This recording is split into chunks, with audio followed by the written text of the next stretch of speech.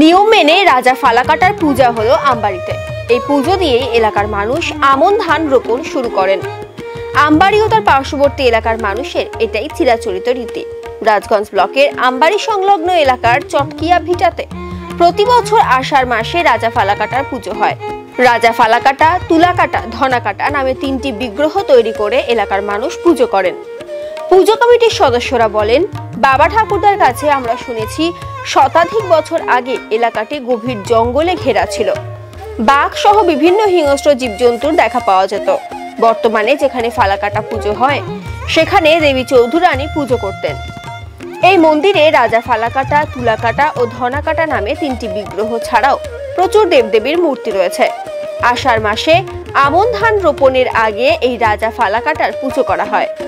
Rajganj block ছাড়াও বিভিন্ন প্রান্ত থেকে প্রচুর মানুষ পুজোতে আসেন। অনেকে মানত করেন, তাদের সেই মনস্কামনা পূর্ণ হলে পরের বার পুজোর সময় দেবতার উদ্দেশ্যে বিভিন্ন জিনিস উৎসর্গ করেন।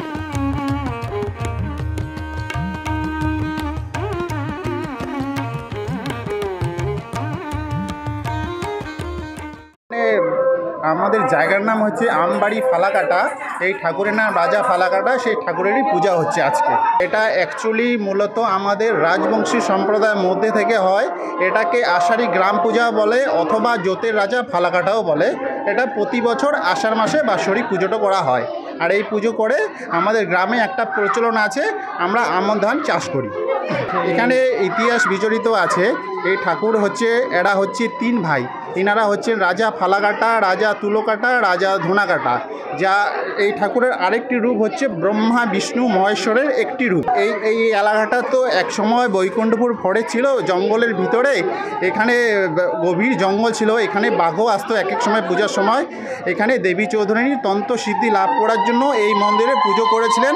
তার সাথে মা বাউকালী আর ভদ্রকালীকে পুজো করেছিলেন এই মন্দিরে। যেটা আমরা জানি 3 থেকে 350 বছর হতে পারে। এটা বহু দূরান্ত থেকে ভক্তরা আসে। আমাদের আমবাড়ি ফালাকাটা তো আছে, যেরকম আমাদের শিলিগুড়ি, জলপাইগুড়ি, বেলাকবা, ধূপগুড়ি, ময়নাগুড়ি, মাটিগাড়া এইসব অঞ্চলের লোকেরা একটু বেশি আসে। এই পুজো ঘিরে খুবই মানুষের মনে উৎসাহ থাকে। এই পুজোতে আমাদের বলি প্রথাও আছে, যেটা বা কবিতা ছাড়া হয়। আর ঠাকুর যেই মানত করে ঠাকুর সেটা ভক্তদের পূরণ করে। ওই জন্য এই ঠাকুরের খুবই চাহিদা আছে। সময় বলিও হতো, এখনও হয়। এখন বলি হয় না, এখন ঠাকুরকে উৎসর্গ করে দেওয়া হয়। ভক্তদের উদ্দেশ্যে বলবো যে আপনারা আসুন, এই ঠাকুরের পুজো করুন ভালোভাবে। এই ঠাকুর খুব জাগ্রত, যা মানত করে সেটাই আপনাদের পূর্ণ হবে। আসুন। আর আগামী দিনে আমরা প্রচেষ্টা চালাচ্ছি। আমাদের এই সরকারের তরফ থেকে আমাদের এই মন্দিরের কোনো দিনই উন্নয়নের ছোঁয়া লাগেনি। আমরা যথারীতি এখন চেষ্টা চালাচ্ছি যেন আমাদের এই মন্দিরটা করতে পারি। এটা হচ্ছে আমাদের আজকে 500 বছর আগে পূর্বের মেলা। এটা আমাদের শ্রী শ্রী রাজা ফালাকাটা ঠাকুরের এই ঠাকুরের নামে এই গ্রামটাও উদ্বোধন হয়েছে। আর এই ঠাকুরের পূজা বহু জনসমাগম হয়। এই পূজার মধ্যে সবাই আসে, মানত করে, পাঠা উৎসর্গ করে দেয়, তাদের আশা পূর্ণ হয়। হাজার হাজার লোক আসে।